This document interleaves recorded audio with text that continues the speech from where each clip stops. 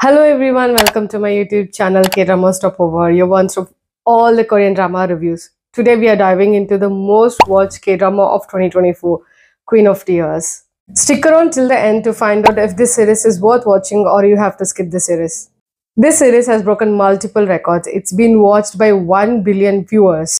This series has crossed the viewer rating of Crash Landing on You, becoming the third highest rated K-drama of 2024. It's also inspired from the real-life story of the Samsung Heir's, the eldest daughter, Lee Boo-jin. Not entirely her life story is depicted, but a part of her life story has been depicted. Despite its record-breaking success, and many call this as a masterpiece, yet many of the viewers have been disappointed by the series. If you don't know what the storyline about the series, here's a brief about it.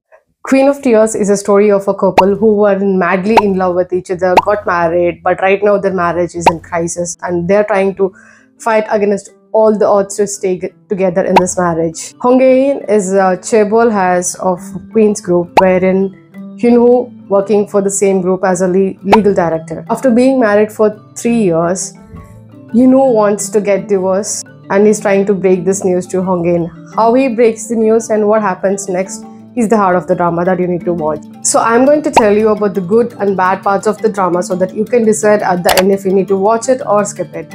Let's talk about the good parts in the drama.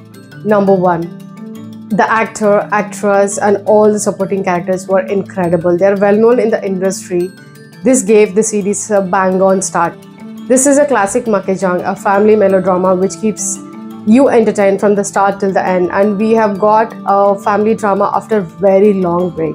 The chemistry between the leads is so incredible that in all the emotional scenes you will definitely tear up, and I did too. You learn a life lessons about family, about having a healthy relationship in the series, wherein the female lead is from a wealthy family, yet they lack the bond that a family needs to hold. In contrast, the male lead isn't rich but has an incredible supporting system and shares a great bond with the family.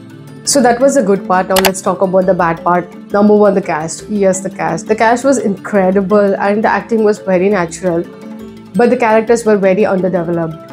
And given the great, incredible cast they had, I somewhere felt that, the storyline did not live up to the expectations. They have used the same old cliche romance love triangle which was already used a decade ago. There are many subplots in the series that you get to watch but are left untold until the end.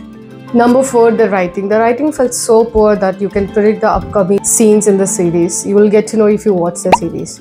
Number 5, the medical scenes were so terrible. You get to see that after a brain surgery, the characters come out of the surgery flawless with all the makeup and normal hair without even small bandage. This drama could have worked a lot better if they could have just removed all the unnecessary filler episodes. Last one is just my opinion. The cameo. The cameo was definitely good. Vincenzo cameo was brilliant idea. Yet I felt they could have used the Vincenzo cameo for a better situation, getting back the property or fighting the villain, something in the better scenario rather than just for a few seconds divorce scene. Despite the strong performance by the actors and the great production quality, I felt this series could have been a lot better if the storyline was better, as I really feel that this series has used a multiple series storyline and combined in it. There was nothing new and refreshing in the storyline. I was definitely moved and teared in the initial episodes of the series, but as the series progressed, I felt boring. My rating to the series is 7 out of 10. Who can watch this series? If you're new to K-dramas, then this series is a must watch.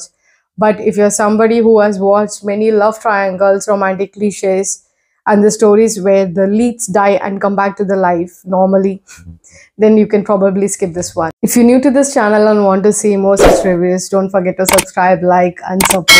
Thank you. Annyeong.